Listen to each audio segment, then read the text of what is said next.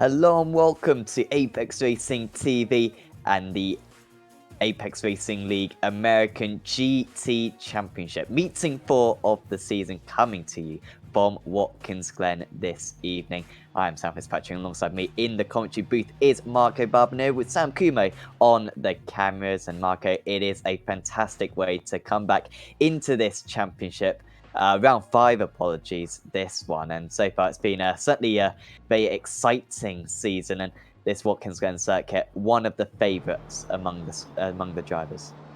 Absolutely, Sam. Hello to you and hello everyone. And Samuel behind the cameras. You know, I was not expected to be broadcasting this series, but tonight. But since I always think about this, the other day I was thinking about how the drivers will react to the long break between this round and the previous round, and you know, if form will play a part or not in defining the standings from now until the end of the season with these final 3 races, of course, the Glen, and we go to Sebring and Daytona.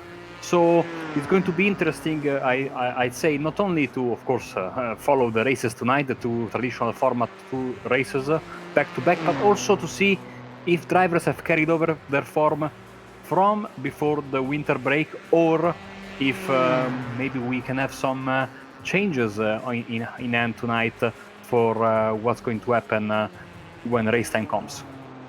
Yeah, definitely. It will be absolutely fascinating. Apart from the start of the season when Martin van Leeuwen was dominating the GTE class, we haven't really seen any domination from any drivers out here. Van Leeuwen had a couple of struggling rounds in rounds 3 and 4. And it means that both championships are well and truly open. Of course, 4 championships in this. It's 6 championships even. You got the individual drivers, you got the Pro and Am in each of the GTE and the GT3 standings, and then you've also got the teams championships in the GT and GT3. So plenty at stake, and trust me, all 6 of those championships are well and truly up for grabs. So it'll be fascinating to see who can end up on top. Ben Humphrey's driving for Evo SR, of course, and they are one of the front runners, of course, in the GTE category. Currently in second place on the grid. In fact, Tom McMahon, the first driver to set a lap time. Humphrey, I believe, the second, although that first lap just invalidated for him. Clearly picking up a 1x. Of course, the driver's currently in this 10-minute qualifying session. They get 4 laps they can put in. Of course, if you pick up a 1x or even scrape the wall, which is very possible here at Watkins Glen, to the final corner, your lap time will be invalidated. And it will be very important for these drivers in both of the classes to make sure that they're plenty up the order. Absolutely, I really like this because, you know, sometimes there has been a bit of, in the official series, a little bit of arguing because you say, okay, we have 8 minutes / 2 laps, but in some tracks it's enough to do 2 laps and then wait 5 minutes in the pits. Yes. And in other tracks, it's barely enough to do 1 lap, and if you're very quick, another one. But in this case, 10 minutes for laps, and you have plenty of time to get your tires warm and to put 1-2 laps on the board, especially considering the tracks we are racing. As we see laps filing in with the GTs in the dark red and the GT3s in the dark blue color on the left side of your screen, and of course on the bottom of your screen to follow your favorite drivers as they come closer and closer to the start finish line. And here we go on camera with the number 90 of Oxon, and he puts his machine in P7, as you can see. 0.909 of a second, let's say 1 second between first and 7th in the GTE, and very close in GT3 as well. Very, very close, especially at the top between Order and Sebula, with less than 1/10 of a second between the pair of them. As we see the boosted Mercedes getting ready to finish another. Yeah, Horder's been massively impressive recently. Sebula putting a pretty good challenge on him at the moment. Horder, I don't believe, improves on that lap. No, 1.5 of a second slower. Because it's just taking that very arcing line through the turn 1. That will not lose them. That won't give them a 1x or whatever. However, watch out for that, particularly on the start. Jumps coming back onto the circuit. We see it every time around this place. And it's always very difficult to decide who should give the space to the driver coming back onto the circuit or the driver already on the circuit.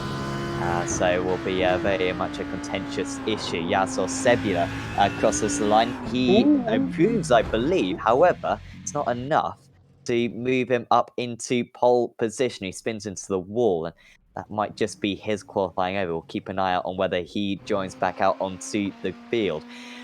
Fletcher still at the front at the moment, second place in the championship, looking to really mount a good challenge around this circuit. Christian Mikkel in second place, Tom McMahon in third. Interestingly, no Martin van Loosenord here, Marco, and that'll be a welcome relief to all the GTE drivers. In some parts of Europe, including Italy, of course, the winter holidays are still going, and we still have one more bang, which will be tomorrow, the 6th of January, one more holiday, national holiday, to round up the Christmas festivities. So that means that maybe some of our drivers are still enjoying their vacations today. And therefore that's why we have some drivers not showing tonight, but still very, very good numbers as per usual. Here we go with Mikle there coming around the corner, number 65 for Ramvale FT1 Motorsport. I have seen this livery many times in the past, hint, especially I was surprised to see it in the Dinner with Racers finale a few weeks ago in Monza, that beautiful race we had on the oval with the HPDs and the legend cars. Yeah, I know a couple of drivers who take part in that from the Pitsty team. Of course, FT1 and Pitsty kind of very much a similar team, but running under FT1 is Christian for this series. Let's see, the final corner comes this Cam Dance. Been very impressive recently, has Cam Dance really brought himself into championship contention, and he crosses the line. Is that a invalidated lap time? No, it's apologies, it's 7th place, 6/10 of a second off pole position, and he's down in 7th place. Just shows how close it is. Top 11 separated by 1 second. There's only 14 drivers who have set a time. Just shows, by not having a massive field of GTE drivers today, they are all very competitive. Of course, when we have the reverse grid for race 2, which could be a full reverse grid even, it will certainly give plenty of drivers a fantastic opportunity to perhaps nick their first win of the season.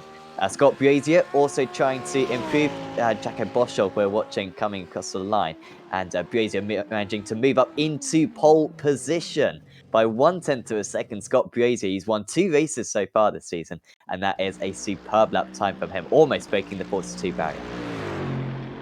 So as we have 1 minute left and you see other laps coming in, here comes Order, who don't think is going to improve on his second spot and parks the car. So what was the decision of the organizer, Sam, behind picking the classic version of the track, so the boot version but without the chicane? What was the thinking behind that? It's just a lot better for the racing, usually, of course, with the chicane there. It's extremely difficult to overtake around this circuit, which is odd because I can't think of this place as, a lot of braking points and plenty of long straights. But of course, when you got that chicane, it's pretty much impossible to overtake if the driver ahead defends. And so it does just give a slight opportunity. Can get some great racing around that carousel corner, of course. So these drivers will hopefully get used to that. Of course, I've seen some World GT races. One particularly famous one, the most meme-worthy race of all time, I think, on ApexRacingTV or the iRacing Esports Network, whatever channel that was on. So these drivers should be quite used to this layout, as the drivers have all crossed the line. And so we can go through the grid for this race 1 of the evening. It's Mark Fletcher on pole position. Aaron Powell starts alongside. Great qualifying there for Aaron Powell. Christian Mikkel starts in 3rd place with Tom McMahon in 4th. Then it's Lewis Bibby, Andrew Brown, Cam Dance, James Stoltz, Jason Hodgson, Bob Humphrey, Simon Underhill, Kev Copeland, and Trevor Humphrey, Joseph Saul, and Kevin Boland, rounding out that 15-car field. Then at the top of the GT3s, we've got Scott Brazier. Very good qualifying for him. Mike Horder, his main challenger for the championship, in 2nd place. Yasser Sebula starts in 3rd. Then it's Ignacio Hortel in 4th. Anthony Pisano, who I believe won a round at Montreal a few weeks ago, starts in 5th. Then it's Adam Hedgecock, Damian Harris, John Roberts, Sean Gardner, Tristan Mart, Jacko Boshoff, Lee Woodburn, Ryan Walker, apologies, Ronald Moons, Ryan Walker, Lee Woodburn, John Tressida, Rob Sutherland, Dave Petts in 17th place, and that is all the GT3 drivers. So just over 30 drivers out here on the grid. And yeah, we've got the full formation up, which we love around these American circuits. We've already coped with Road Atlanta and Road America. I really should have taken that into consideration when we decided to have all American circuits. Montreal, fortunately, 3 weeks ago, you've only got the rowing straight, fortunately, but no, it gives us a little bit more time for us, Marco, to discuss what's going to happen in this race. I'm just looking at the times, actually. Only 2.5 seconds separates the fastest GTE driver to the fastest GT3 driver. Only 0.3 of a second separate the slowest GTE driver to the fastest GT3 driver. That is remarkably close. It's rare that we see quite so close times between these two classes. And as a driver that finds himself you know, at the back end of the field in many races. The reason why I prefer to run in the slower class as per usual, because I don't want to be, you know, a nuisance to the drivers of the slower class, which are inevitably faster than me. This is not going to be the case, of course, with these drivers today, which are, of course, ready for the task at hand. We can enjoy the beautiful sights and sounds of Watkins Glen International. Of course, a little bit of history about this track, which hasn't changed much since it was first opened. In fact, if you happen to have lying around a copy of Grand Prix Legends, which I have, you can fire it up and see that the track hasn't changed much since those days. Of course, the boot section, which we are using today and has been a staple of the sports car competition, as you can see on the track map on the right, has been added later to make the track a little bit longer, but still is certainly a part of the track that follows the terrain elevation. Is very interesting. Those are not easy corners to tackle, and then of course you go towards the end of the boot and you rejoin the track basically just at the exit of the carousel, and then you continue on with the left-hander and the right-hander to finish the lap and go home. As we see already, a beautiful separation between the two classes has been instructed by the organizers. We say hello to everyone in the chat, including our loyal viewer Alvio Lampis, who is always following us, and has been following us Friday for IndyCar, Saturday for Formula 3.5, and today for Apex Racing League. So thank you, Alvio, and everyone else who has been spending the holidays together with us here on ApexRacingTV. We are just waiting, Sam, to get our engines running again. You know, the winter break, all of the series will slowly trickle back into racing mode, and we will have once again the usual full weeks of racing that we had here on ApexRacingTV, basically all year longer. Absolutely. So do certainly subscribe to Apex Racing TV and the iRacing Esports Network, because Marco is absolutely right. We are starting up lots of series, including this one, pretty much starting it all off, of course. And 20 minutes this opening race, the grid decided by qualifying times. Now, of course, we'll spin the wheels for the later race, but all our concentration is on this one at the moment. Race 9 of the season, of course. And it's starting from the pole position, of course, Fletcher and Brazier in their respective classes. So just a couple more corners to negotiate then. Do watch out for the hill at the start. We've seen some big crashes in the past before around this place. Hopefully we do not see the same. Fletcher just moves ahead a little bit of Aaron Powell, who marginally moved ahead, had the car number 12. Pretty much down to Fletcher at this point when he decides to put his foot down. The Radicals Online Motive driver goes for it now, and he pulls a handy gap over the rest of the field. It's Fletcher, Powell, Mickle, McMahon and Bibby rounding out the top 5 straight away here at Watkins Glen's. 20 minutes of racing gets underway. Good start for Cam Dance, gets past Andrew Brown straight away going into turn 1. Brown might lose another position if he's not careful to the Evo SR Joe. They want to probably get into single filers. Here comes Scott Brazier. pulls away from the rest of the field. That is a superb start as well for Brazier. Fortunately enough for Horder, not too great for Yassar Sebula. Thought the driver starting in third place might have a decent chance, but not managing to get past on the run down into turn 1. Tries to get past into turn 1, but the space isn't quite there. Good start for Pisano, getting past Hortel. Apart from that, pretty much no changes in that class as we negotiate this first half of the lap. Beautiful and hard defending very early in the race for Order, but I think the track position, always we have a car in the wall, is Tristan Marz with some massive damage. He was towards the end of the GT3 field, and sadly he has now towed back to the pits with some severe damage to the right side of his car as we go back to the front of the pack with Powell and Mikkel rubbing fenders almost as they go into the hard right braking area here, as we are getting just about ready to go out of the booth and back into the traditional circuit. Managing to muscle his way past Christian Mikkel, and Tom McMahon might go with him as well, round the outside into the penultimate corner. This is going to be brave from the Evo SR driver. He just about has enough grip, and now he spins into the wall, into the tyre barrier, and he's surely going to have to tow back to the pit. Disappointing for Tom McMahon, one of the most successful drivers in this season, and I think he has to tow back to pits because his car was well and truly wedged, and he might not even finish on the lead lap after that one. So really disappointing for him. I guess that tow won't take too long for him, but not what he needed whatsoever. So poor lap as well for Powell. Was in second place, and now he spins round through turn 2. Can he keep it out from the middle of the circuit? We have a couple more drivers as well in the wall, and that is Jason Hodgson as well for Radicals Online.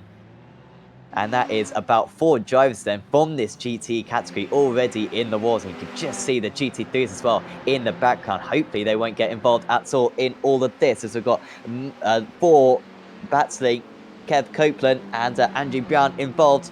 Brown dropping down the order with that damage he's just sustained, and he's going to do well to just got to limp around for the rest of the race, I guess, if he hasn't already got a meatball. I have never seen the Ford with that kind of damage. It almost looks like Batman's car, like the Batmobile. Look at that. For a second I thought, what is that car?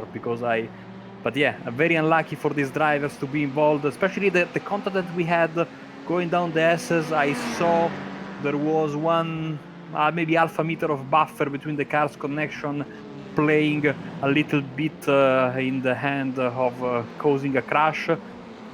That car needs to stop, I think, very, very soon. Good that is not a right night race, as Samuli Kumu is saying in the chat.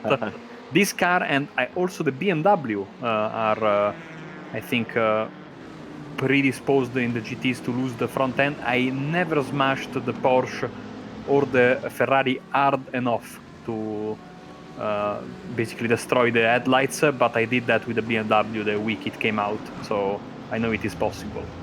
They have kind of been adding small elements of the damage model to these GT cars for a while. You can lose the rear wing, for example, but of course still a little bit of a way away from that being fully rolled out, as might have a little bit of overtaking amongst the RSI esports drivers. Yassar Sebula racing against Anthony Pisano, who's already got past Ignacio Hortel so far in this race, and he might just want to get past here. Hortel, apologies, Pisano and Hortel currently battling one another. Working together, of course, the two teammates, Sam. They will be on the radio with each other, I would hope. As you can see the draft. Man, good brakes. Despite these cars not being certainly among the ones where the slipstream is stronger, but this straight is so long that inevitably you're going to be reducing the gap between yourself and your opponent. Is that a bit of no? It's not that. It's the way the livery is shaped. I thought that Pisano and Hortal and a little bit of damage, but it's the way the livery goes in the front end of the BMW, which is nice to see. So many BMWs running around. Has become a bit of a forgotten car in GT3, especially in officials, but very popular still in the leagues. Yeah, absolutely. And yeah, maybe not the BOP fancying it too much at the moment, but still quite prominent in this league, no doubt. So I imagine Daytona, the final round season, probably not its favourite car, but around this place doing very well at the moment. So in the GTEs, we've still got Fletcher, Mickle, and Dance leading the way. Cam Dance with a good start, and is he even going to attack his own teammate, perhaps? Or sorry, that's Lewis Bibby, of course, the TechSense drivers running 2-3-4.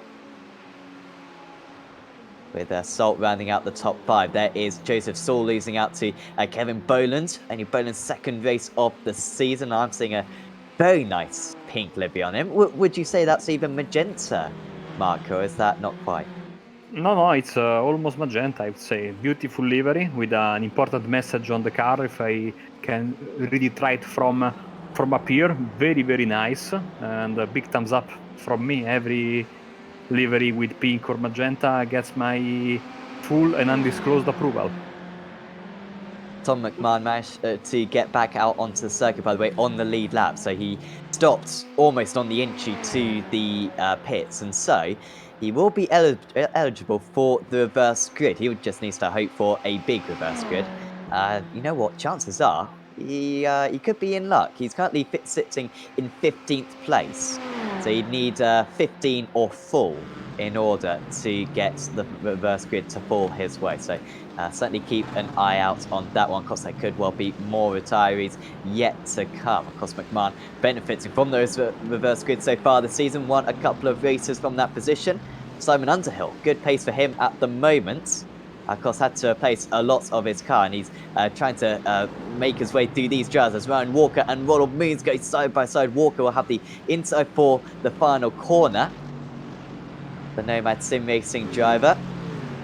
However, he could be susceptible to an attack down the inside. Goes Ronald Moons. This is the battle for 10th position currently. Got Underhill trying to get past as well. Just in the background now, contact amongst all three of them. Running off the circuit, I think, was Hedgecock. Oh, sorry, Sutherland. Apologies, Gardner. And that really does invite a few more GT3s just behind to join this fight. And always awkward when you have the GTs involved in the fight, and since they are not one lap ahead, they don't get the blue flag, so you don't expect maybe to see the GT coming behind you. Granted, the closing speed is not much, but still is never easy, especially when you have such close quarter battles between the GT3s like we are having right now. As I see Sutherland now trying to find a way past the boosted car, but not very easy to pass around here, as at the front of the field, just by looking at the times, yes, it's been a couple of laps that Mikkel has been able to put in purple laps, and therefore closing the gap between himself and Mark Fletcher. And of course, as you can see right now on our cameras, the gap is well, very, very, very, very minimal. Let's see if the Ferrari can work. Of course, they are almost all Ferraris with the slipstream, and it looks like it will be so. Yeah, really good straight line speed here for Christian Mickle, and often we find the outside line the better line when trying to overtake someone around this Watkins Glen circuit. Not the case this time. Very much lining up as similar to the Apex Racing League Touring Car Championship. Oh, Fletcher wide. He gives up that position. That is a rare mistake from the driver who nearly won, of course, the World GT Championship earlier on in the year. And this is how this happened. So, of course, no contact at all from Mickle.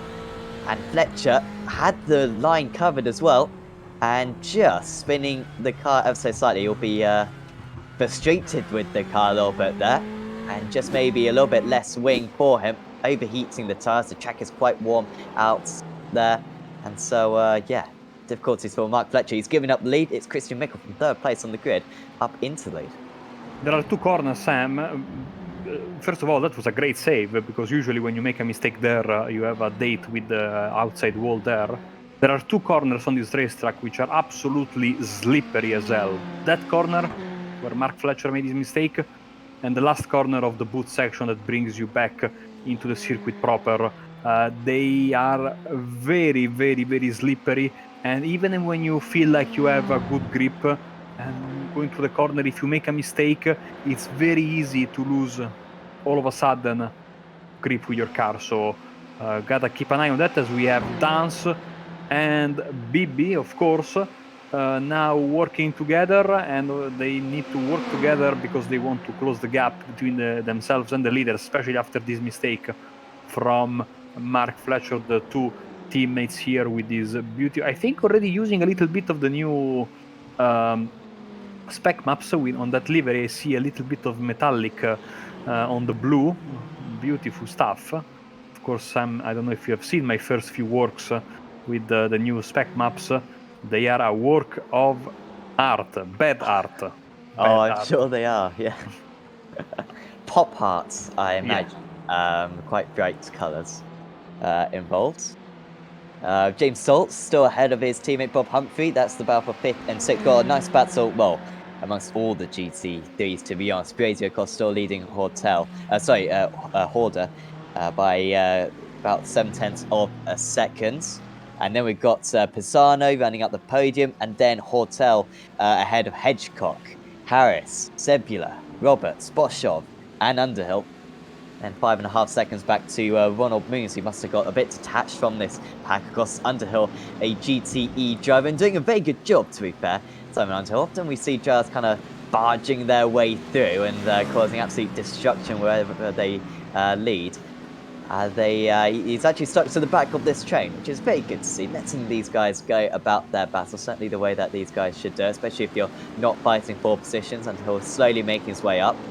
And Hedgecock currently running in 5th place, has had a few good rounds actually as Hedgecock. I think got a podium at both Montreal and Laguna Seca. But at the moment, just cannot seemingly find a way past the driver ahead of Hotel, of course. Oh, nice to have a driver from South America, Ignacio Hortal, of course, from Chile. Nice to have him here racing with us. Hopefully more drivers from that region, that part of the world, will join us in 2020. So I can also show a bit of my Spanish. Oh, that was a weird contact between the two of them. It's almost like they morphed into each other, at least from my perspective. And Oxon is off.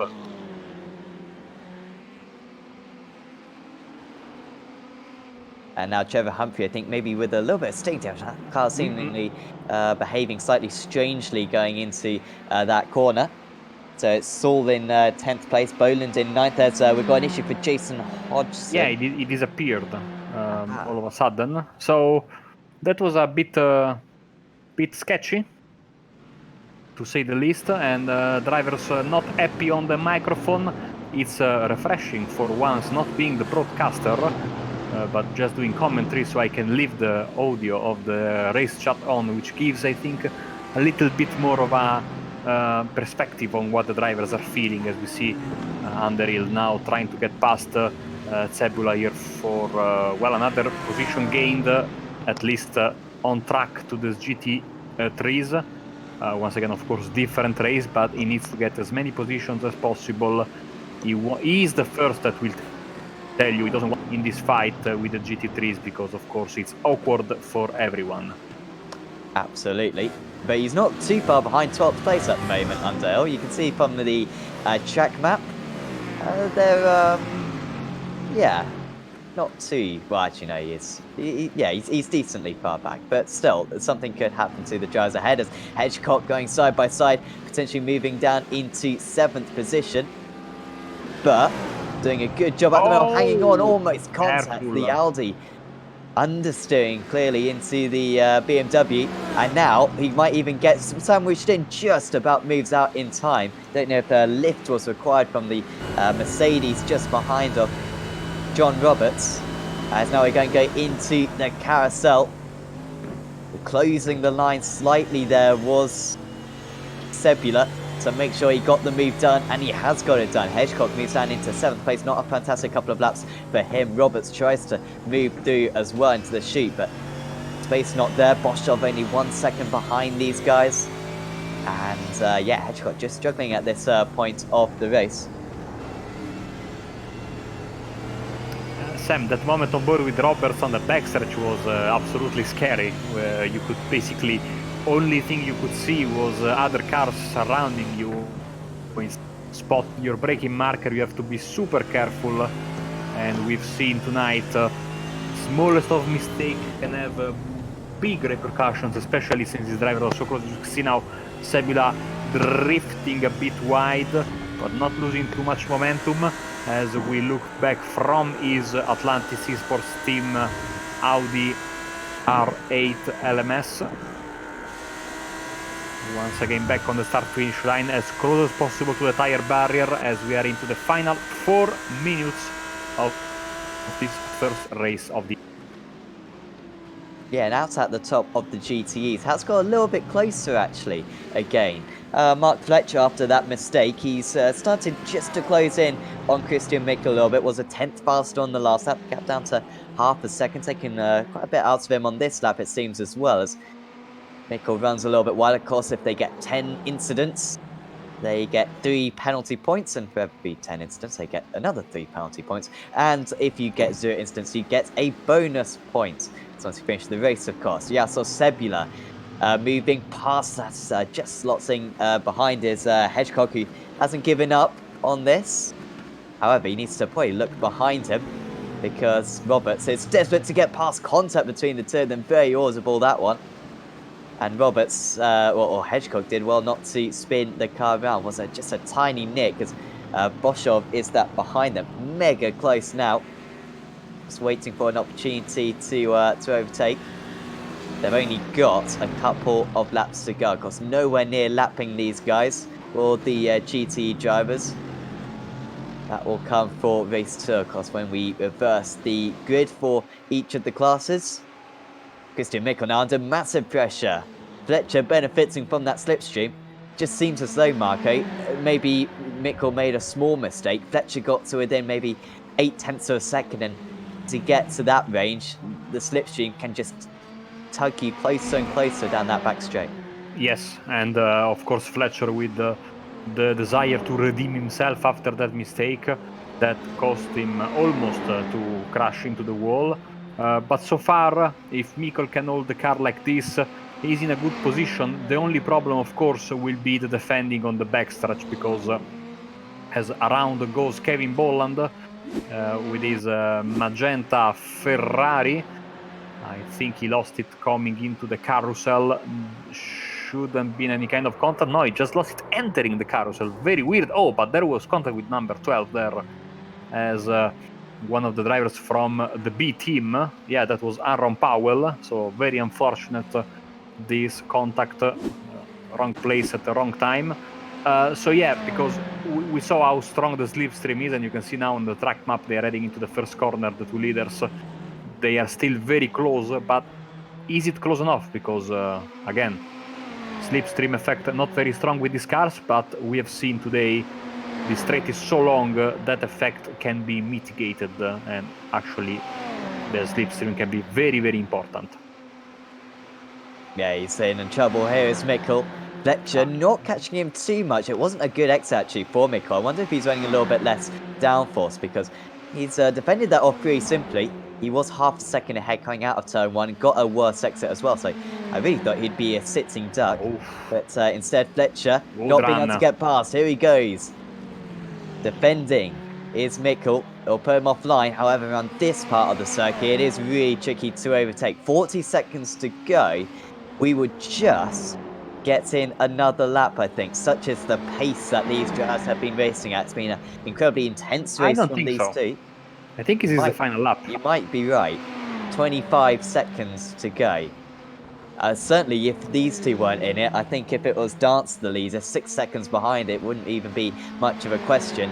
I think you are actually right, Marco. 15 seconds to go, and Christian Mikkel is approaching perhaps his first race win of the season. He sat behind Mark Fletcher, waited for a mistake. He got the mistake, and now through the final corner comes Christian Mikkel for FT1 Motorsport. and he crosses the line in superb fashion to win race 1 at Watkins Glen. Fletcher in second place. Dance will round out the top 3. Bibby in 4th and James Saltz in 5th. In the GT3s, Scott Brazier leading quite comfortably now, 2 seconds ahead of the rest of the field. So it looks as though that one is going to come his way. Trevor Humphrey just about hanging on against Aaron Powell. You can see how close Brazier is, such as his pace has been in this race. The GT3 is remarkably competitive around this track today, and Brazier for Simsa Esports will be, I believe it's 4th race win, at least 3, maybe even 4th race win of the season to get his championship right back on track. He approaches the line, and the Scottish driver wins race 1 in the GT3 category. Pisano just about hanging on against his teammate, it seems. Portel, Harris, and Sebula beating Hedgecock crucially. Was a superb battle in that midfield of the GT3 category. Hopefully we'll see more of it in the little bit of time as they do take a bit of grass. Hopefully that doesn't get them any penalty points. That would be disastrous for them. It might lose them a couple of points, and of course everyone still in the championship could be quite costly. So I think just a couple more drivers to cross the line, but Margaret, that was very exciting, and yeah, good effort from Mikkel to win out there, but unusual mistake from Mark Fletcher. Unusual mistake, and that was the only mistake of his race. But in a sprint race like this, 20 minutes, you cannot even afford that. So congratulations to the winners. And in GT3, of course, it was very good from Scott Brazier. He took the lead and kept the lead and didn't look back. Order was close, but not close enough to mount a serious challenge during the entirety of the race. As I'm looking at the standings, and I see that we might be in for some couple of very big reverses when all the drivers will come home. We should see the results, and here they are. Yes, Christian Mikkel wins out 0.3 of a second ahead of Mark Fletcher. Cam Dance rounding out the top 3. There's Lewis Bibby, James Saltz, Bob Humphrey, apologies, Kev Copeland, Andrew Brown, Joseph Saul, and Trevor Humphrey rounding out the top 10. There's Powell, Boland, Simon Underhill, and Tom McMahon. Crucially featuring on the lead lap, so he'll be the last eligible driver. So if we get 15 or 14, that will be a full reverse grid. Of course, Jason Hodgson 5 laps down in the end. In the GT3s, Scott Brazier wins out by 2 seconds. Quite a comfortable win in the end for him. Mike Horder, more good points for his championship. Anthony Pisani rounds out the top 3. There's Ignacio Hortel, Damian Harris, Yasser Sebula. Adam Hedgecock was certainly in the wars with Sebula throughout. There's Ronald Moons, Jacko Boschov, Sean Gardner, Ryan Walker, John Tressida, Rob Sutherland, Lee Woodburn, Dave Pett, John Roberts will be the last driver eligible for the reverse grid. Tristan Marks was 1 lap down. So, time for the reverse grid wheels, Sam. That's right. First spin of the year for me. So let's just go for it and see what we get.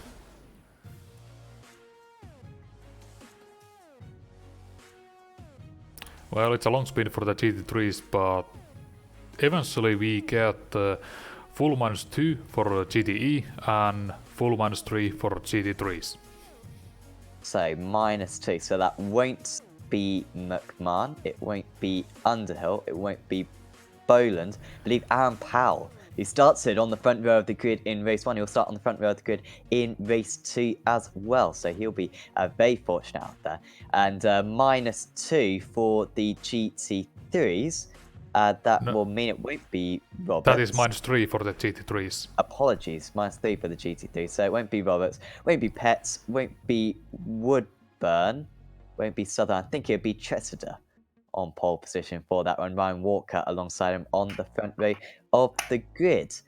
So certainly do join us back in about 20 minutes time then for race 2 of the evening here in the Apex Racing League American GT Championship at Watkins Glen.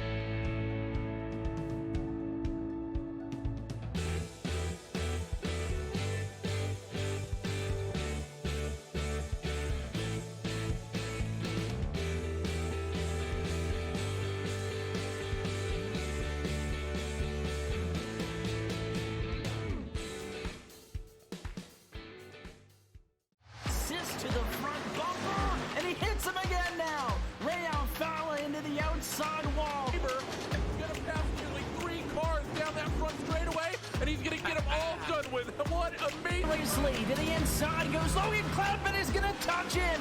Pit press sideways. What a save. Look to the outside as Truncate goes off. De Jong into second place. I'm going for the switchback. Oh, pinpoint driving. It's howling down to the inside. Nice trying, there's contact though. Slide left to the racetrack. Chris Renner drives it back down underneath and he takes that second spot right back. Joker goes to Garrett Lowe. Garrett Lowe should take victory with all that contact. He's going to try and make the move around the outside the parabolica. That's not going to work, but he's going to try and get the cut back here. Get the run out the parabolica. That's beautifully done there. Michael Schumacher, there's a little bit of door banging as well.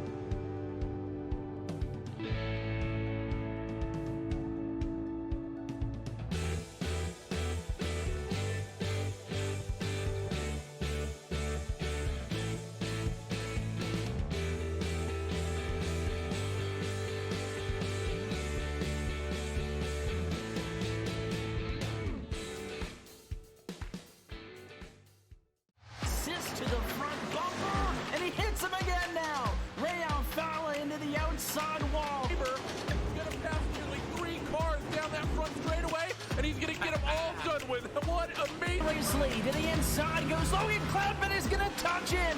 Pit press, sideways, what a save! Look to the outside as Trunkgate goes off. De Jong into second place. Going for the switchback. Oh, pinpoint driving. It's howling down to the inside. Eye trying, there's contact though. Slide left of the racetrack.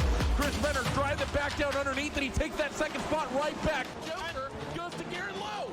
Garrett Lowe should take victory with all that contact. He's going to try and make the move around the outside the parabolica. That's not going to work, but he's going to try and get the cutback here. Get the run out the parabolica. That's beautifully done there. Makashube, there's a little bit of door banging as well.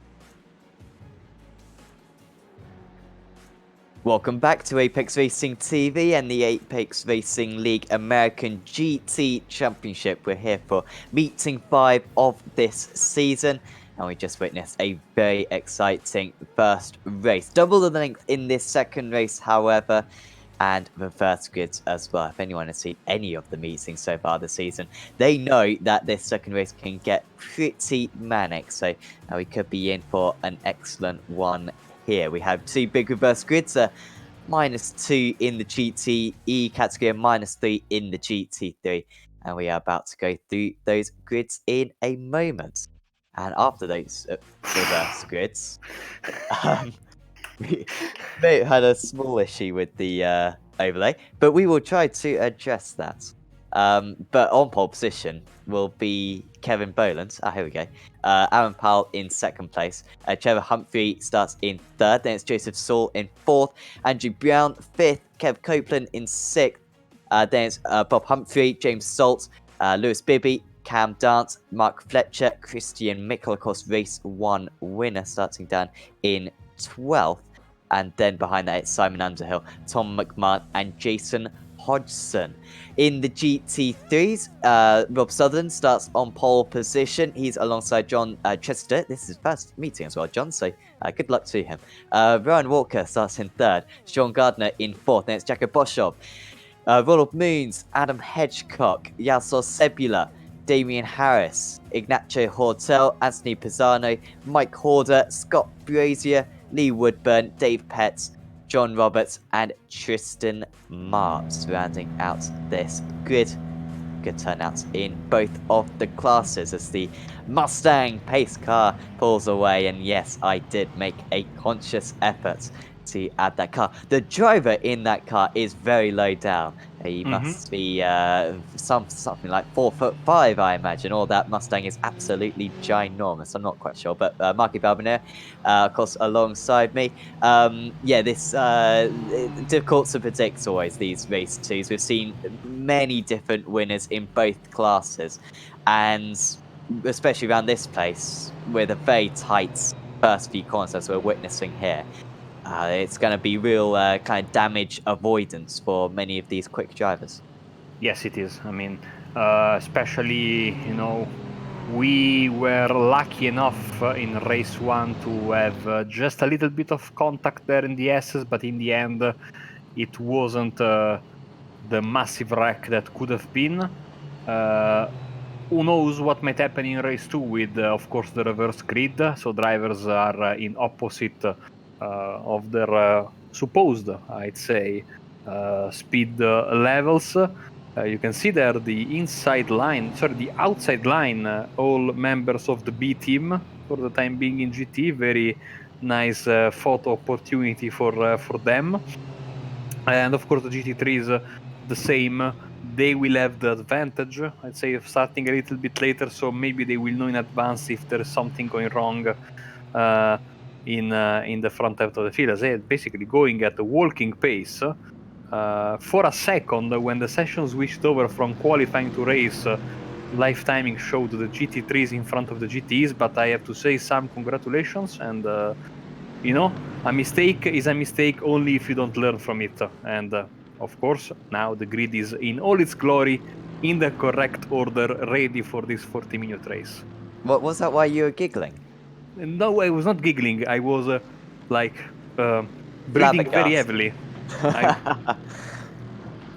No, I had that second you say, "Oh no, not again," but then it went away. Thankfully. good. Nice to see Walker using Sim Racers World GT3 livery, which will come back very soon on Apex Racing TV. If you have a livery already, why do it again? Exactly, and it's a very good livery, of course. So, of course, in that class, it'll be Sutherland from the pole position, but out in the lead of the GTEs. Just rounding out the final couple of corners, they've gone pretty slow on this pace lap. I mean, maybe that's just the Mustang, which is very slow, because they're actually keeping up with him still. But Kevin Boland certainly in range. Spectre has a little bit of inter-class rivalry, not too much lapping in this race. It's pretty much going to be a straight sprint to the lines. Kevin Boland from the pole position. We saw the GTE leader in race 1 go very early before the green lights went out. When will Boland go? He's waiting till the final corner onto the pit straight. The pace car is in. Kevin Boland has his foot down. He's trying to pull away from the rest of the field. Very slow start for a couple of drivers on the outside there. That could cause issues for a few. That could even be 5 wide, 4 wide, certainly. Going into turn 1, can they negotiate it? Well, they can. That was very impressive on the drivers. But now this is where the pinch point really is. 3 wide, a little bit further down. Those a few of those drivers, championship rivals, of course. And good start for Mark Fletcher, already moving up. Oh, the GT3s. 10th place as the Evo SR driver is round. That is John Tressida from 2nd position. I was bidding him good luck before this race. Clearly it hasn't helped him much whatsoever, because from 2nd place he's right at the back of the field. These drivers also get through that opening hill. Oh, I think we have a big one in the well. GTs. Oh, and that's a big crash at the carousel. And that's Andrew Brown involved. Multiple cars are involved. I saw the timing screen go crazy. Cameron Dance, you see the rear wing of that car is looking not good. Oh, here come the GT3 leaders. That car is completely out of control. Hopefully sticks it to the inside wall, but I think he's having big issues. BB Brown are also out. Let's see the replay. Let's see, maybe Cameron Dance was the first driver involved, clipped by the car on the inside, and then all hell broke loose.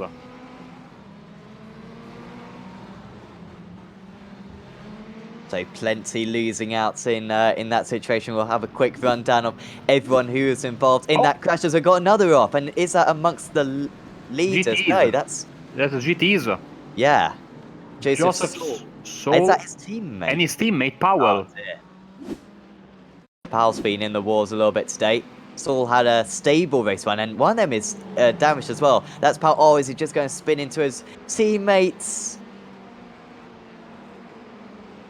He avoided. Oh, dear. No. Oh, just in front of the GT3 leaders who had to take evasive action. Good job by those drivers. And that was certainly a chaotic first lap, but here we go for the race lead. Boland hanging on to the race lead for now, but here comes Bob Humphrey. Round the outside goes the Evo SR driver. Can he carry the momentum? So far, the outside line hasn't been the place to be when trying to go for an overtake. I don't think it's going to be the place to be this time either, because Boland can cover him off, put his car in the middle of the circuit. Good braking for Humphrey, though, going into the chute, but these long radius corners, not just a bit too long for Boland to make much of an impression. He's defending into every corner at the moment, is Kevin Boland. And it's keeping his rival behind, however, it's losing them vast amounts of time. Tom McMahon in 3rd place. Mickle, he started in 14th place, I believe. He's up into 4th. Remarkable start for him, and with Fletcher seemingly out of the running. Only 9 GTE drivers running cleanly still. Fantastic opportunity for McMahon and Mickle to help themselves in the championship. We have a great fight for the lead. And I saw Sebula and Scott Brazier in GT3 dropping down significantly. from their current positions, but this is a great battle that we cannot leave. We will go to that situation very soon. Great run on the outside for Humphrey. Brilliant pace for him. He had pretty much nowhere to go apart from the outside. Boland might just give this one up this time. He does. What's the exit like for Humphrey as the Fitstone driver just ahead coming out of the pits? That may well be Cam Dance, I believe it is. And he could be a very difficult negotiator for them because he's a very quick driver. Gonna have to defend once again is Humphrey. Boland with a massive overspeed. He'll surely move ahead going into the carousel. And now he's got the slipstream as well from Cam Dance. So works brilliantly for him. Still can't get his nose ahead though. I doubt he's gonna have too much success around the outside. Well, maybe I'm completely wrong because that is remarkable pace going by the pink car. And after losing the lead previously, Kevin Boland, car number 7, retakes it again.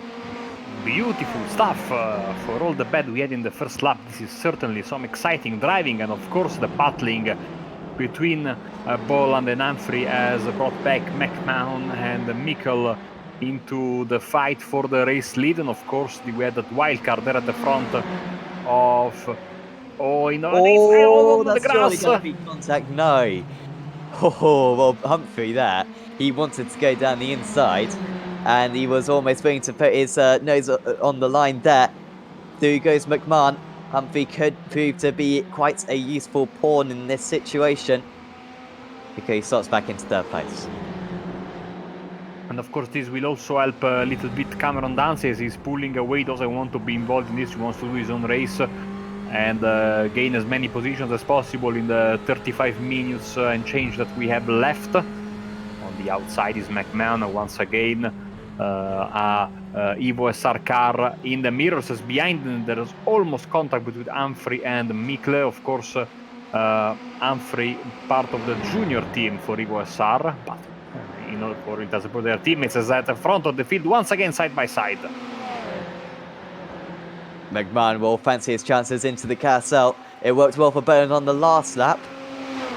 Desperately trying to cover off the inside line. You can see how Dancers sprinted away from these couple of drivers. Good defense as well from Bob Humphrey, from Christian Mikkel. And actually Boland's very comfortable that time. McMahon maybe not wanting to risk this too much. He's in the championship fray. If it ended like this, he'd surely be the out-and-out leader in the championship despite a disastrous race 1, such as the incidents for his other drivers. And as these 4 continue to fight, I mean, it's just inviting more and more drivers. Of course, decent running in the GT3s as well, but this is ever so close at the moment in the GTE class. And yeah, Boland's probably lapping 2 or 3 seconds a lap off the pace, but he's still in the lead, and Tom McMahon just cannot get past. Well, if you can make your car wide enough, there is no reason you can stay at the front. It's the other driver's job to pass you, and so far, hopefully I don't jinx him, but Boland has been playing it very, very hard but fair, not doing anything that is considered illegal.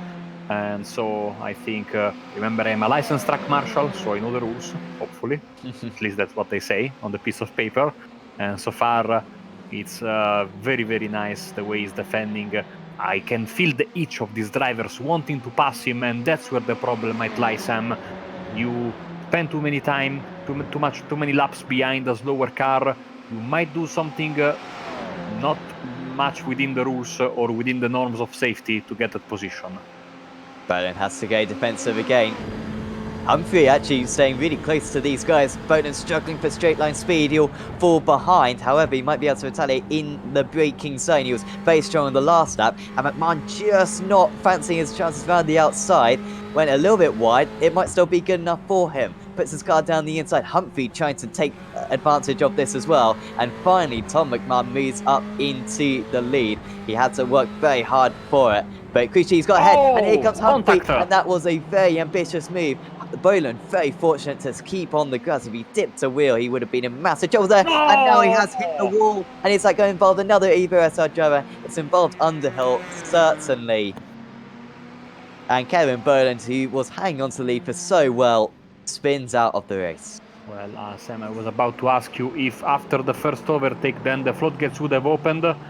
Well, there was no time for me to ask that question because from first position to the pit lane was Kevin Bolland. Absolutely unfortunate what just happened there at the front of the GT3 field. We still have to check, maybe it's a bit too late, but two of the protagonists of the GT3 race, Sebula and Brazier, have dropped at the very beginning of the race, and here we go. This is Brazier, and we should see Sebula there spinning, and Brazier with the massive netcode hard into the fence, and that is why great job by Samuli behind the cameras to go back and pick this. It was, I think, at the second lap of the race, and of course Brazier, race one winner, now in massive trouble. And Hedgecock leading the way in the GT3 class, hopefully post-race perhaps, because I don't think we're going to have a dull moment in this one. We'll get a first lap replay of Adam Hedgecock, because he was absolutely lightning from the start, gained a lot of places from his starting position of, I believe, about 6th place or so, maybe even lower than that, and yet he is currently leading from Boschov. It's about for 7th place with Hodgson ahead of Humphrey. That is a back mark. Oh, sorry, yeah, Humphrey there. And sorry, Copeland at the front of this, and then Hodgson and Humphrey. Only 8 drivers cleanly running. Fletcher's in 9th. He's in amongst the GT3 drivers at the moment. And with how close the GT3 leaders are, he could play quite influential parts in this. Has a bit of battling just behind with the RSR Esports driver. Sutherland has to give way. Pole sitter, of course. And I think he's about to lose another position. This one to Ignacio Hortel. Gained 10 places overall, has Hortel. I believe that's 5 places in class. And he does just about move his way past. His teammate will be very soon on the mission as well. Mark Fletcher, of course, went like other drivers into the pits to get some repairs done, and now he is back on the track, of course, so that's why he's so far behind. He was, of course, involved in that big mess at the front of the GT field, and now trying to go past that was Harris, and next in line will be Ryan Walker.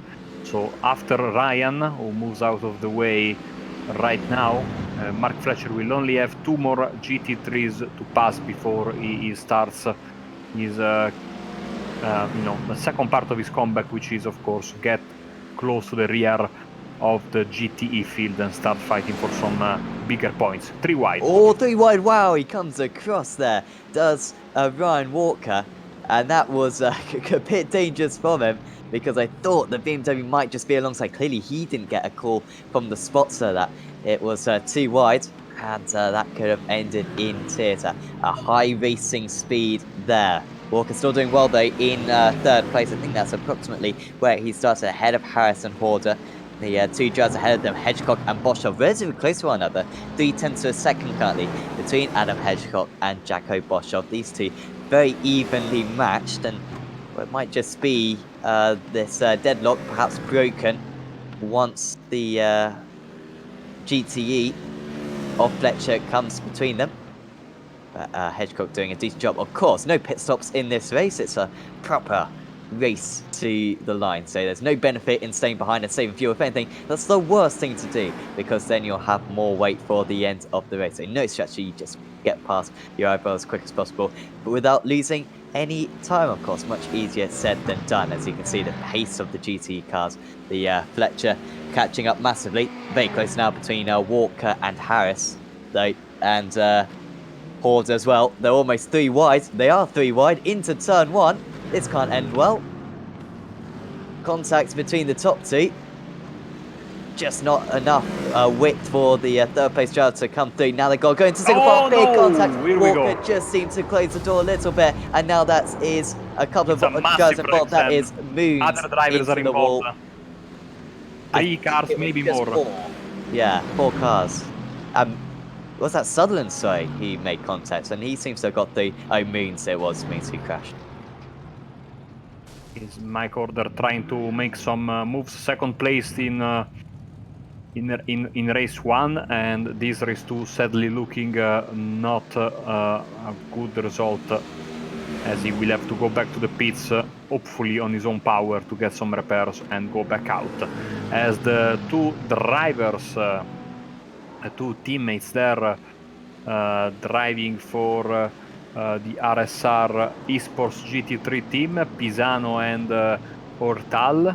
They are making moves. They've been out of trouble in race 1 and race 2 as well, and now they find themselves in P4 and P5, trying to pull away from this super competitive group comprising of two of them, Roberts Gardner and Sutherland, there in P8, as they have a little bit of a contact, and they are both in the grass. I think Gardner hit the fence, possibly Sutherland hit the fence as well, but that breaks up the 5-car pack immediately, Sam, and gives the 3 companions of these two guys, up until a few corners ago, much needed breathing room.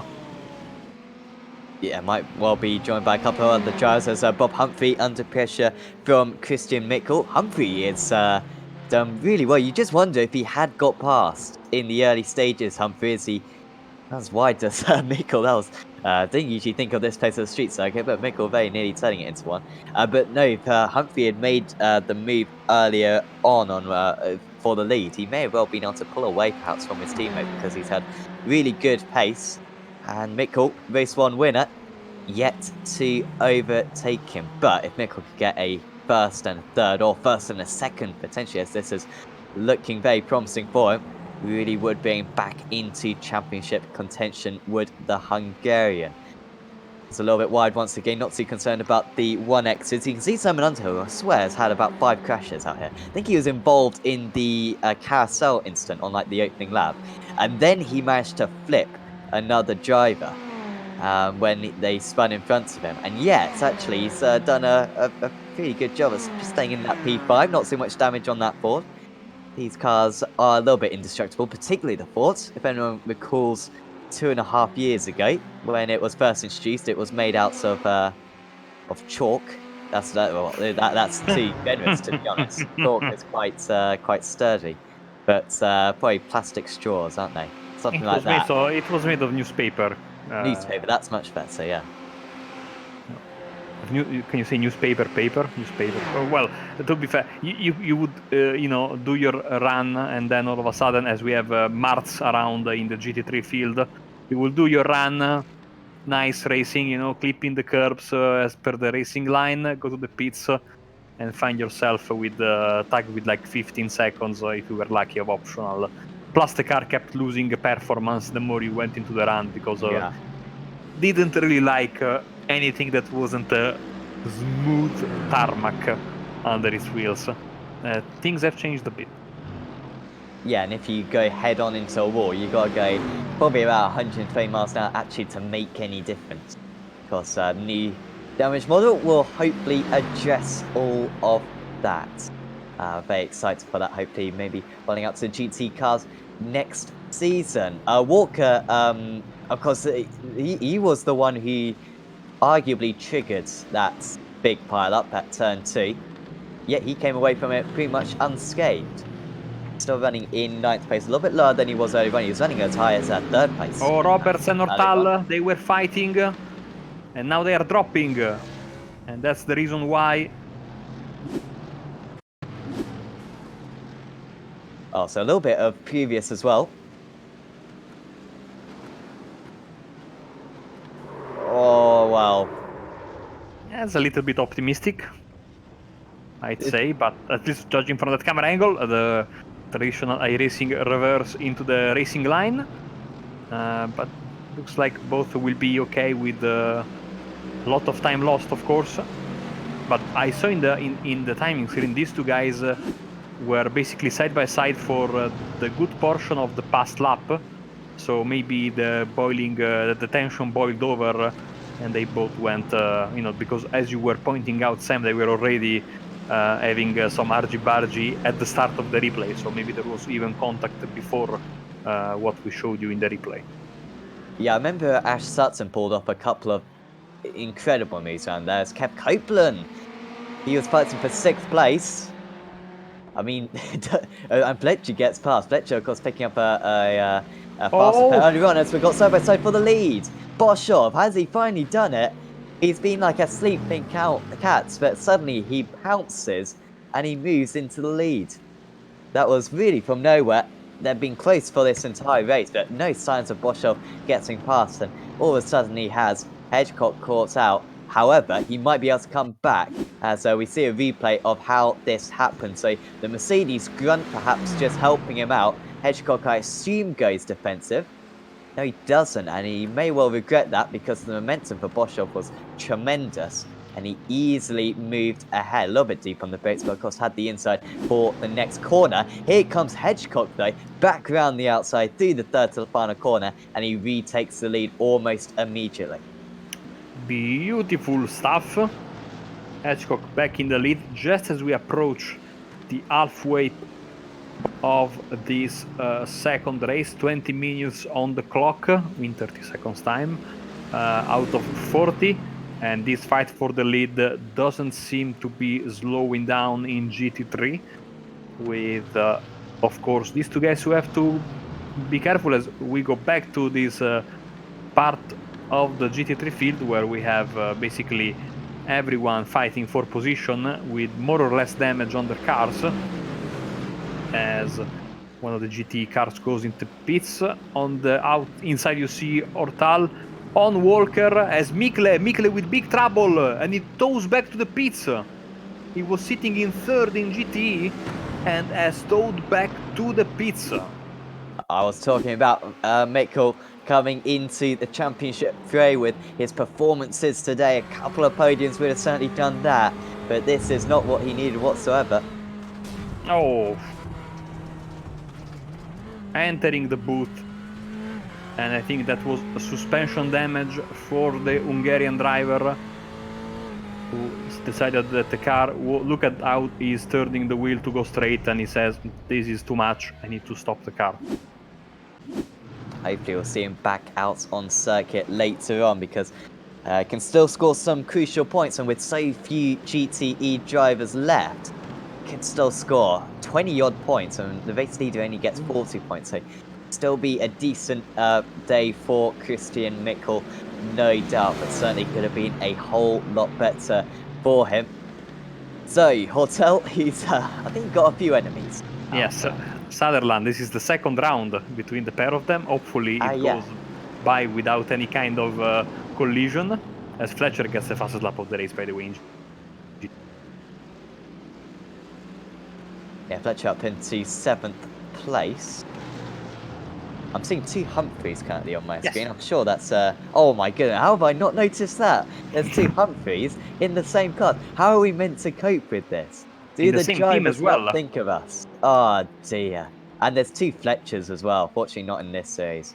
Thank you, Sam Kumo, for bringing up the first names, because we really needed it. Oh dear. That is because you just only as of late started using the graphics overlay during the so you didn't have to rely on that to see the driver names. You had the comfort of the live timing. As here we go, Walker on the inside. Now it will become, of course, the outside for the next corner, and on the inside is Sutherland. Oh, man, that corner really invites you to squeeze your opponent as much as possible, as Walker is able to complete the pass and positions himself between the dueling Sutherland and Ortal. Ortal, who is actually pulling away right now. Sutherland goes back for the move there, and of course has his teammate Pets just behind him, and Tresidder, of course, after his spin at the very first corner of the race, trying to mount a comeback, as we have a driver in the pits from the GT class. It's Copeland. Yeah, already had damage, of course. Oh yes, of course, that massive damage, so he waited a bit, but I think that is non-negotiable. You need to come into the pits and repair that. He might have even gotten a mechanical black flag for his troubles. Is that what you have to call it in Italy? Because of all places, you guys should be calling it the meatball flag. Well, I was the popularizer of the term meatball among my colleagues, Oh, okay. because everyone calls it the black with the orange disc in Italy. What's meatball in Italian? Polpetta. Polpetta. Okay. Yes. And I remember the first time I had to give one because there was a competitor smoking left and right. I said to my colleague, very old colleague, let's give him the meatball, and he didn't understand. And of course he didn't understand. And then the name stuck. Great pass there. Boshov getting back past again. He kind of had to wedge himself down the inside. I don't know how fair that was. It looked okay. It looked as though, if anything, Hedgecock just left him a bit too much room. Back round the outside. So far, Boshov have been quite gentle in defence, and he's gentle in defence once again. Back into the lead goes the BMW. It's quick around this part of the circuit, of course. And you can see the BMW just behind them of Damian Harris, rapidly closing in on these guys. Will certainly be a factor by the end of this. 1.2 seconds behind. Anthony Pisano also catching up to these guys. Maybe not quite in time, although we have 15 minutes left of this event. Really could be open in this GT3 class. But at the moment, despite being able to make the moves, Boshov, he just can't seem to defend. He needs to maybe put out his elbows a little bit. We say in Italy between when two people argue, the third party is the happiest. And usually it goes this way. Let's see if Hedgecock and Boshov make Harris very, very happy. I'm quite sure Underhill got hit in the bonnet by a car earlier in the race, but that Ford is still looking pretty nice. Assault for Ivo Sar as well is really, really looking like he wants to make this pass, but that Ford, being very wide and with some great defense from Underhill, is holding to his position. Salt's had a good day. I think P5 in race 1, always a little bit under the radar as James Salt. Doesn't usually win too many races, but he does back up the points. No. Oh, big massive crash. Hortel and Roberts. And that was spectacular to witness. Roberts with massive steering damage. He should get back to the pits. Or has he got steering damage? Well, certainly Hortel does. As he takes out the cameraman as well into the wall. I think that was partially deliberate. This happens.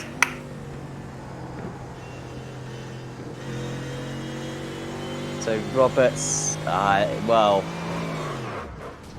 always tricky in that situation. Roberts staying in the middle of the circuit, not moving across to the racing line, which I guess you could argue Hortel had the right to expect his rival to move to the racing line. You could also argue that Hortel shouldn't have moved across the circuit, but maybe a bit more room could have been given by both. Roberts seems to be able to continue. I'm surprised, honestly. No, yes, for the pits. Yeah. As now we see a GT Ferrari. Copeland? Powell. Which is, yes, Powell, involved in that crash with his teammate, if I'm not mistaken, at the very beginning of the race, getting past Sutherland. This is, in fact, a move for position, not an overtake of a lapped car. As we are rapidly approaching, and this means we are having a lot of fun, to the last 12 minutes of this race. And of course, next week we will be in Sebring, another historical racetrack in North America. A really beautiful schedule, if you ask me. And drivers will be, of course, they will have to deal with a completely different track than this one, and a big challenge, of course, as we have a move there on the inside that was Pets still on trying to get past him, but not succeeding. I think this has been going on for quite some time. Chester got spun, didn't he, on the first lap? On the very first corner, He's done exactly. really well since then. I'm seeing now on our live timing screen that these two guys have actually passed and repassed each other.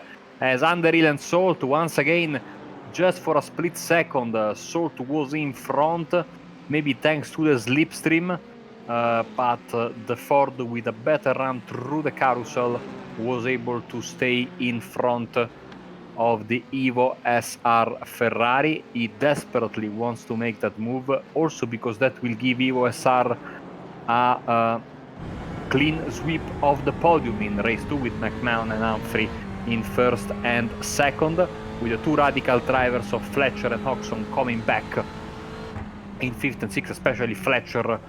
They have basically one straight of difference if we count by the straight that we have here in the boot section between Salt and Fletcher. So I'm not quite sure Fletcher will be able to close the gap to these guys, unless, of course, we have some more shenanigans between third and fourth place.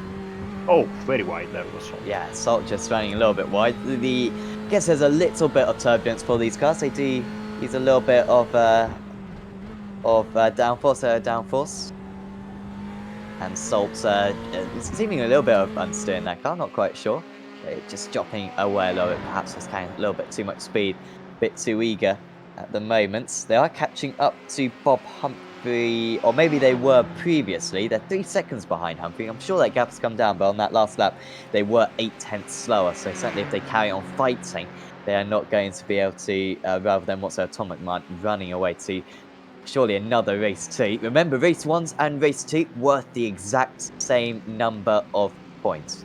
So some series, the longer races are worth a bit more, but of course with the reverse grid kind of counteracts its value, and so yeah, worth the same amount of points in this series. As Adam Hedgecock heading now, not a pair fighting for the lead, it's a trio fighting for the lead. Damien Harris has joined the party. I don't believe... Maybe Hedgecock has won a race this season. I think Hedgecock's won a race this season. Maybe even at Laguna Seca. But I don't believe the other two have. So it's quite unusual territory for these guys. Boschov did very well at Montreal, I believe, last time out. Fighting for the lead for a while. I think Harris maybe getting caught up in an instance. But if Boschov's going to win this, he's... You know that he's able to overtake Marco because the back straight's very long and that Mercedes is very fast, but you almost feel as though he has to leave it to the last lap, otherwise Adam Hedgecock will surely retaliate. I mean, they have been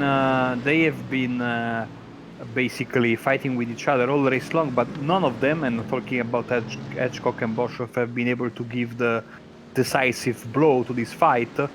And so Harris, who has been basically waiting there since the start of the race, more or less, so since things settled down, now has caught to them, and maybe will put some pressure on Boschov to make a more aggressive move, and this may benefit Harris himself in the end. Also, very quickly for the fight for third and fourth in GTE, last couple of laps, Fletcher has been gaining 2 seconds, 1 second this lap over James Salt in fourth position. So I think that sooner rather than later we might see, well, they are still pretty far away, but if the keep going 2-3 seconds per lap quicker, maybe Fletcher will have a chance. Of course, they will need he needs some perfect laps and some big mistakes from under it, because of course Hedgecock and Boschov once again side by side exchanging positions.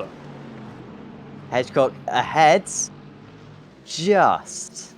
Boschov, I think, tried to go around the outside that time. Hedgecock fended it off. And, well, what do you do if you're Damien Harris? You've been invited to this race win contention by these two fighting. Do you start fighting with them yourself? As running wide, is that a slowdown or something? But a very unusual line being taken by Adam Hedgecock. He was ever so slow on the outside there, and he was almost inviting the Mercedes to go down his inside. He's already fallen victim to that move once before. However, he's made this move once before, and I think he might make it again. trying to get a good exit is Boschov to fend that off. There's surely going to be contact. He slithers down the big hit. inside. As does Hedgecock. Can't get past Ken Harris. They all remain in the slipstream, so it's pretty much the same as it was one lap ago. But I'm half surprised, Marky, that they were fighting quite that hard. And you can see the pace that Boschov was carrying through into that penultimate corner. This one is starting to get quite personal. That was a very big shoulder barge. I have nothing against it, if you ask me. But you are right, I'm very surprised, especially because they must know that should they take each other out, that would give a victory that is, in the realm of possibilities for either one of them. To Harris, who's just there, seems to be getting closer and closer, but I don't know if he's going to push hard and try to make a move. Well, okay, he is going for it. Yeah, boxed in as well as Boschov now. Will he make this 3 wide? There is just about enough space. However, he's probably being told 2 wide. Don't go to the outside. Oh, is there going to be contact? And now there's contact between second and third. And Boschov is into the tyres. Harris, how much damage does he have? He's crawling along. Steering is destroyed. Yeah. Or is he waiting for it? Maybe he is waiting. I mean, it didn't seem to be his fault. Anthony Pisano has moved up into second position. I'm sorry, that car isn't going anywhere. He's got the pit limiter on, by the way. He has the pit limiter on, no? Has he accidentally turned it on? Because, I mean, to me, that steering looks okay. That car looks like it had better days, huh? Ah, here we go. He's back underway again. Well, that was Hamilton 2007 Interlagos S. Please don't talk about that. You see, I'm a Hamilton. Well, at the time I was a 6-year-old, or 6-year-old Hamilton fan, and yet you're still more passionate about it than I am. Anyway, it was very reminiscent of that. He gets it sorted out though. He drops down into 4th place rather than 7th place. Last thing I'm saying about that is that I spent the entire night crying. Back to the race.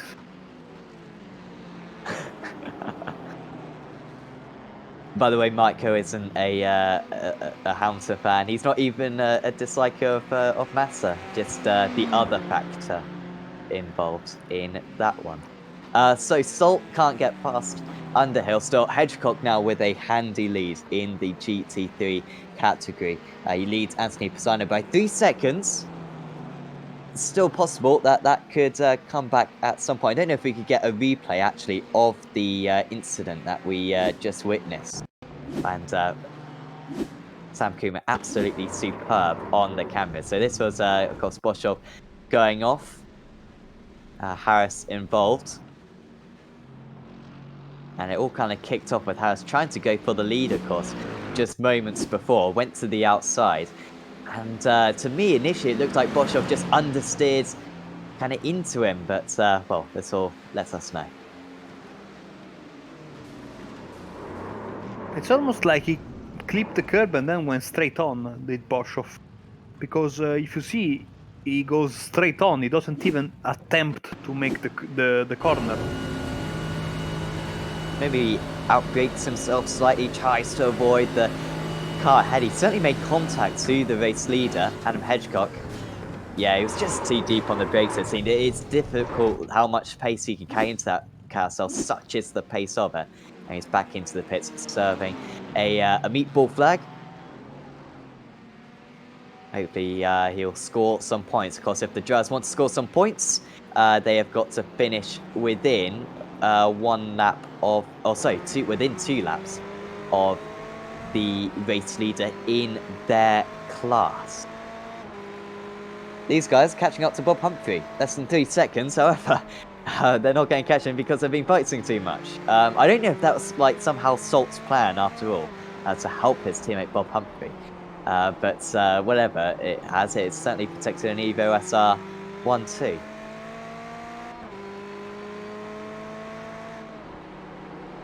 Fletcher now 9 seconds behind these guys, catching them a bit, but he needed 2 seconds a lap about 10 minutes ago, and despite being faster, as you can see, upwards of a second faster per lap at times, at least when they're fighting, not being able to do too much. Here comes Salt, though, this is as close as he's been for this entire race.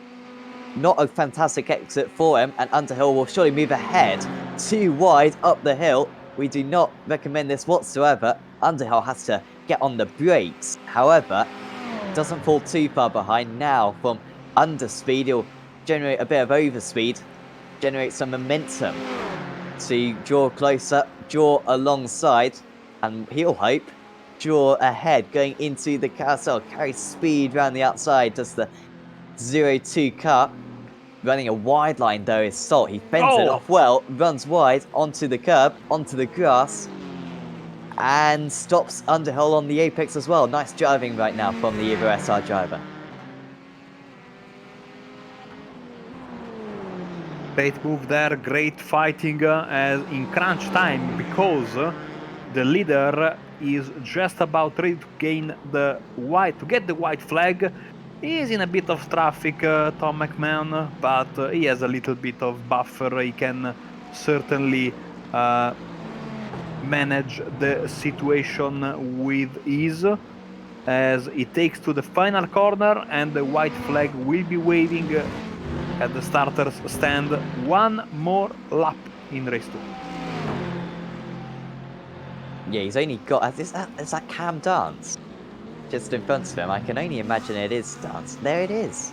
So Dance, who came out of the pits on about lap 3 of the race, just in front of the race is, just shows how quick he is. And what could have been for him, because he's maybe been a little bit slower than Tom McMahon.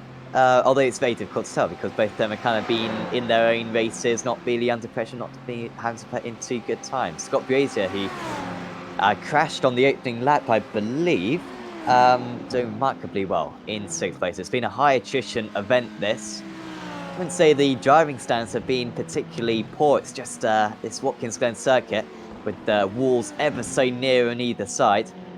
Just a bit of contact can so easily cause a collision. Underhill has lost it, and he's now demonstrating that point. He's into the wall. He will still finish in 4th place. Where is Fletcher? You'll see him racing around the carousel. You know what? Fletcher is too far behind. He's not even close to being able to battle him. He would have loved seeing that on his versus screen. He may have even seen a yellow flag, which as a driver in 5th place is absolutely the dream. However, it's not enough of a penalty for him to gain.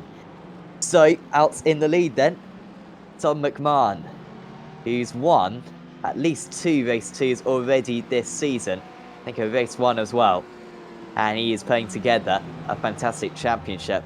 The British GT champion, and he's certainly helping his chances of becoming the American GT champion as well, as Tom McMahon rounds the final corner for Evo SR. He takes the race win. Race 2 at Watkins Glen is all his. Bob Humphrey finishing in 2nd place, and James Salt will round out an Evo SR 1, 2, 3. It's a clean sheet for those guys. That is a remarkable performance against such a quality field. And each one of them performed brilliantly. Hedgecock, can he hang on in these closing stages? Because he has been caught, it seems, right at the end by Anthony Pisano. He has to put his car in the middle of the circuit. Pisano looks to the inside. He looks to the outside, trying to get a cutback. This is where Hedgecock has pulled off a few moves already in this race. He defends down the inside.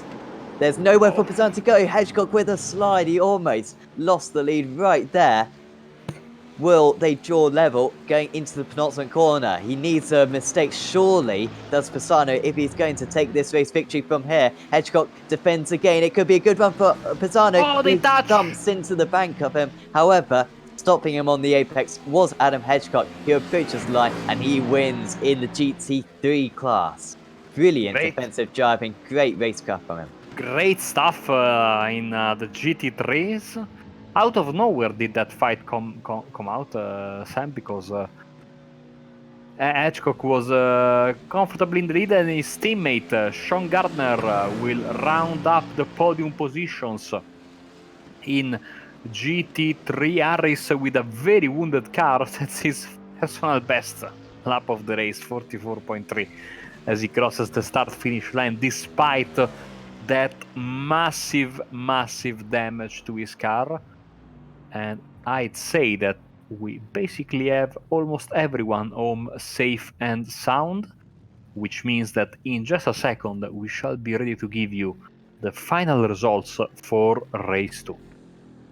Yes, and it is Tom McMahon who wins for Evo SI ahead of his teammates Bob Humphrey and James Salt. Simon Underhill, good fourth place for him considering the instance that he was involved in. Mark Fletcher, after taking a faster pair, only 20 seconds off the lead.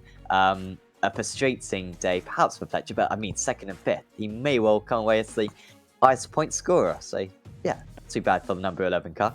Jason Hodgson finishes in sixth, then was Trevor Humphrey, Kev Copeland, Aaron Powell, Cam Dance, and then one lap down was Joseph Saul. The drivers who will not score points: Christian Mickle, who was on for a double podium, Kevin Boland, Andrew Brown, and Lewis Bibby.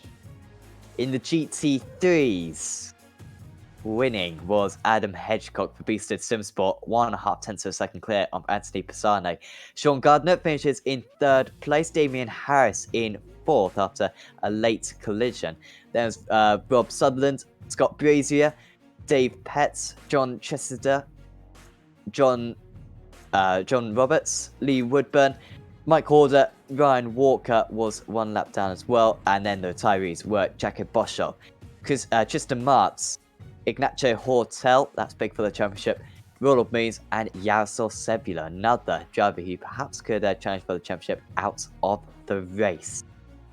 So, hopefully we'll get some interviews with drivers. Who is waiting for us at the moment as I desperately try to look. Tom McMahon. Tom McMahon. Apologies, I'm absolutely missing this whole mouse malarkey, but I'm just about getting there.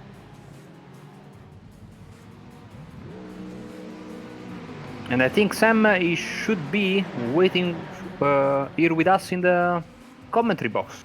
Yes, congratulations, Tom. Another race win out there. We'll get the downer of the day out of the way first. Race 1, just take us through it from your perspective. Yeah, well, I got quite a good run on Aaron, who I actually know quite well. I've raced with him loads, and so I went just for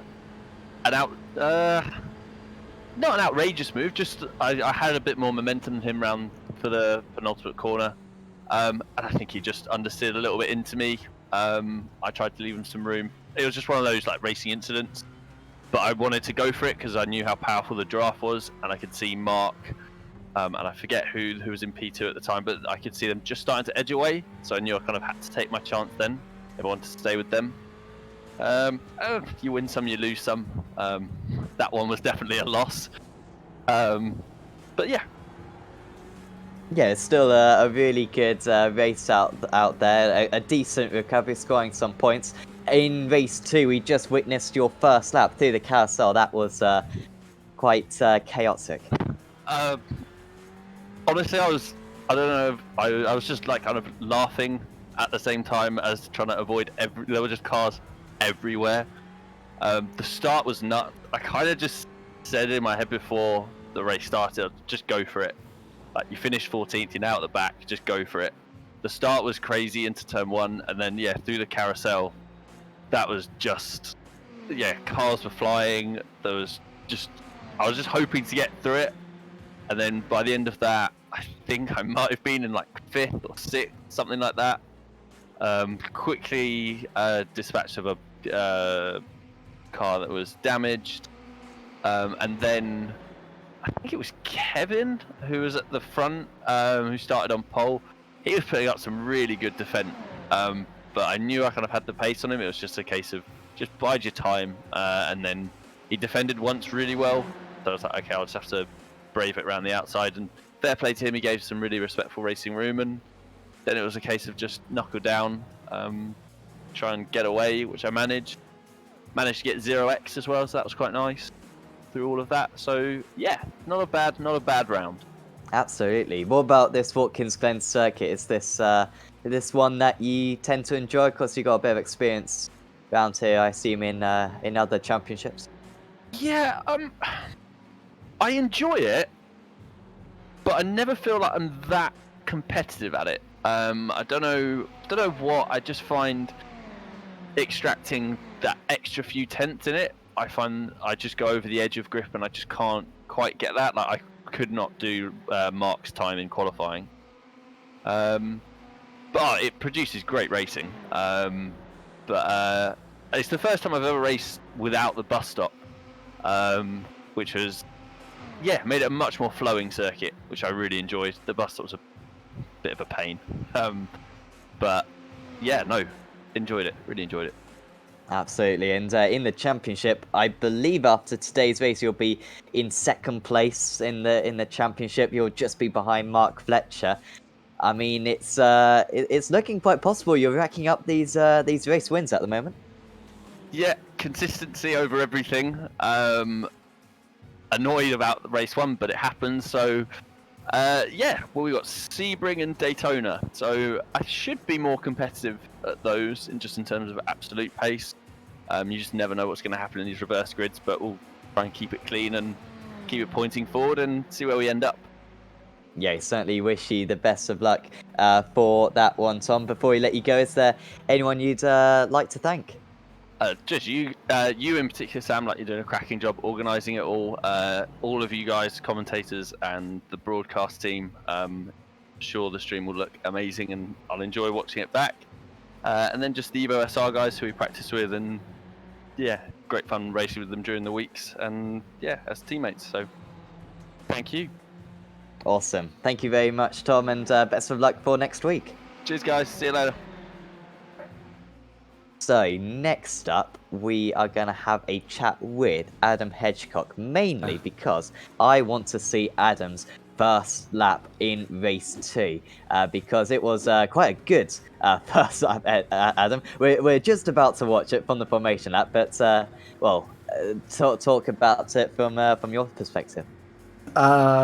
It was pretty amazing, to be honest. Like we all checked up a little bit, and we knew that there was a bit of trouble up ahead. So we kind of took it easy, and just a gap appeared. There was just a gap. So I mean, I usually go pretty cautious for incidents, but I don't know, like the seas had parted.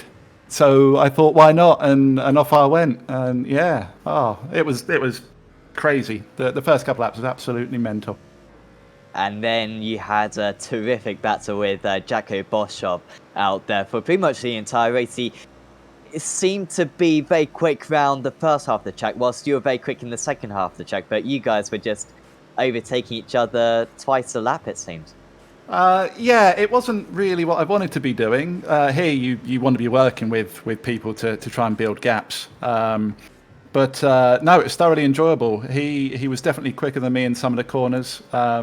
But I love racing here. This is one of my tracks. You know, I could race anything around here and I'd feel confident. Not necessarily fast, but confident with it. And I knew that I could give him certain lines and be able to fight back again. So I tried to do it in such a way where he would burn his tyres out quicker than me. Because I know if we're going to be battling come the end of the race with the temperatures, we'd both be struggling. So I tried to ruin his tyres before I ruined mine. And on the topic of tyres, of course, the track temperature by the end of that one, over 40 degrees. Did you notice any temperature change out there, and kind of how did the car feel compared to race 1? Well, being in a 40-minute race, the way we set our cars up, we run a lot less camber in the second race to try and avoid any massive fall off. But after the battles with Boshoff and Damien, the tyres weren't feeling too bad. But then I started seeing the timer with Anthony behind and how it was dropping. And then I don't know whether it was a mental thing or whether it really happened, but the car seemed to get a whole lot worse. I think the panic was starting to set in, but it didn't feel too bad towards the end. Yeah, and that final lap, I mean, as you're saying, the nerves, because he was catching you up, and he got pretty close, particularly that third to final corner. I think he had a bit of a slide. It was very tetchy, but he just about had enough. I think my tyres were completely gone at that point. But it was one of those where I'd worked so hard for the whole race. I wasn't gonna let it slip. I've not won a race in this series before. I've had a podium, but never won it. So I was determined. This is going to be my race, and I just tried to back him up as much as I could. Just try and be methodical with it, slow him down on the apexes, and know that I could then have the springboard out of it. Unfortunately, it paid off. Yeah, absolutely. Congratulations, Adam. Before we let you go, is there any shout-outs you'd like to give?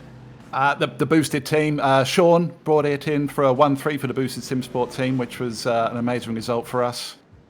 You guys for doing a stellar job in the broadcast booth. I look forward to watching these races back.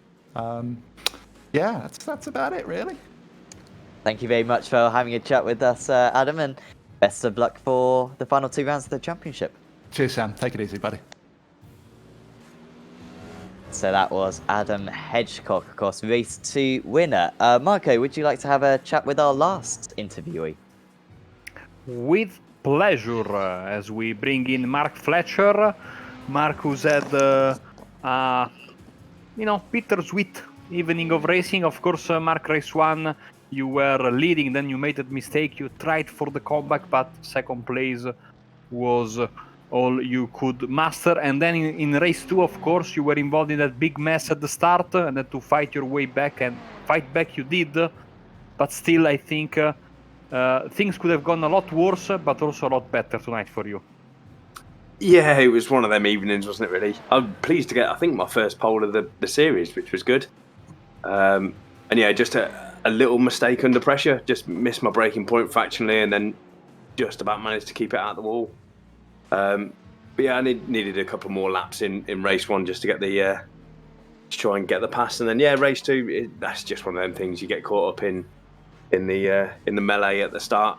Luckily, you get a fast repair, so pitted for the fast repair, and then just tried as much as I could just to not give up and just try and get back to where I did, which was 5th. So I'll take a 5th and a 2nd there. I'm sure you've raced along on this racetrack for quite many times. How did you find it, especially considering that tonight we were not using the bus stop chicane? Yeah, I like this layout. I don't mind the bus stop, but it does causes a bit more carnage. I was expecting a lot more crashes up the hill on the first lap, but that didn't seem to happen. I think, well, from what I saw, there weren't too many big incidents tonight, which was good. And one more question, of course, 2 rounds left. We start, of course, with Sebring, another historical racetrack. Are you looking forward to it? Yeah, me and Jason have just been talking again. He said, we're going to start working on the setups already, because I think there's a good chance that I could get a top 3 in the championship. So now it's time to put the practice in and see what we can make of it. Awesome. Thank you very much, Mark. Before we let you go, anyone you'd like to thank? Just all the guys at Radicals and Jason for making my setups, and you guys for broadcasting it. Awesome. Congratulations once again for your podium in race 1 and for the great comeback in race 2, and catch you next week. Yeah, cheers Marco, cheers Sam, thank you. Chance of a top 3 in the championship. He's a championship leader. Of course he has a chance. Classic playing down. I mean, some of this playing down the championship stuff. I mean, the levels that we get. I mean, Johnny Brandon, absolute master of it himself. Probably the king of it, but that is a good effort from Mark Fletcher, of course, who is certainly now the championship leader after a 2nd and 5th places today. Marco, of course, your first time commentating, I believe, this season on this championship. I'm not 100% sure. You may have done round 2, but it was very good fun out there once again, and just shows the competitiveness of this series, where we kind of had 2 totally different races out there today. I've been asking myself the same question all night long, and for the life of me, I don't remember if I already did something of this series this season, which is very worrying because we had like 5 rounds. But nevertheless, it was some great fun, great racing in this unique configuration of the Watkins Glen racetrack, and more importantly, a lot to look forward to, because I don't know how many championships can say that they end their season with back-to-back weekends at Sebring and Daytona. So certainly these next 2 weeks will be super exciting, and they will give us, of course, then the final picture of what has been a closely contested, very exciting championship. Yeah, it's mega close in the championship. Of course, all the points to all the judges will be done and dusted, hopefully, within the next few days. But yeah, certainly you do want to tune in for the next couple of weeks, as Marco was saying. The Florida rounds, Sebring and Daytona to round off this championship. And of course, with Apex Racing TV after in the new year, getting back underway with all our championships. Just a few which are getting back underway. Some of the biggest that we broadcast, of course, we've got the World GT Championship, we've got the Euro V8 Supercar Series, we've got the AOSC series as well, obviously, and the Sim Racers Worlds, the ARL TC getting back underway, and of course this continuing as well. So certainly do subscribe to Apex Racing TV, subscribe to iRacing Esports Network as well, where we broadcast several days a week. And if you've enjoyed this video, we would mega appreciate if you could leave a like on it as well. And also check out all our other social media platforms on Twitch, Twitter, Facebook, and Instagram as well. But for now, from me and from Marco and from Sam, we'll say goodbye, and we'll see you next time.